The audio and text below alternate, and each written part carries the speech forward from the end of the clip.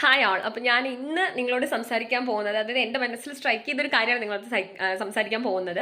എന്താണെന്ന് വെച്ചാൽ ഒപ്പീനിയൻസിനെ കുറിച്ചാണ്. ഒപ്പീനിയൻസ് എന്ന് പറയുന്നത് നമ്മുടെ ലൈഫിൽ നമ്മൾ ആവശ്യപ്പെട്ടിട്ടും ആവശ്യപ്പെടാതെയും കടന്നു വരുന്ന ഒരു ഗസ്റ്റാണ് സത്യം പറഞ്ഞു കഴിഞ്ഞാൽ.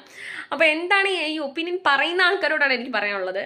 ദയവ് ചെയ്ത് നിങ്ങളുടെ ഒപ്പീനിയൻസ് പറയുമ്പോൾ അത് ഡീസൻ്റ് ആയിട്ടും മെച്ചുവേർഡായിട്ടും അത് മറ്റൊരാൾ കേൾക്കുന്ന ആൾക്ക് ഫീൽ ചെയ്യാത്ത, അതായത് ഹേർട്ട് ആവാത്ത രീതിയിലും നിങ്ങളത് പ്രസൻറ്റ് ചെയ്യാൻ ശ്രമിക്കുക. കാരണം നമ്മുടെ ഒപ്പീനിയൻ എപ്പോഴും ഒരു ബ്ലെയിമിങ്ങോ ഷെയിമിങ്ങോ അങ്ങനെ ആവാതെ നിങ്ങൾ സൂക്ഷിക്കുക. കാരണം എന്താ വെച്ച് കഴിഞ്ഞാൽ ഈ ഒപ്പീനിയൻസിൻ്റെ പേരിൽ പറയുന്ന പല കാര്യങ്ങളും ഇന്നത്തെ കാലഘട്ടത്തിൽ അത് ബ്ലെയിം ആവാറുണ്ട്, ഷെയിം ആവാറുണ്ട്. ഈവൻ ഞാൻ എൻ്റെ ലൈഫിൽ കൂടെ കടന്നുപോയൊരു ഒരു മാറ്ററിനെ പറ്റിയാണ് ഡിസ്കസ് ചെയ്യുന്നത് ഇപ്പോൾ.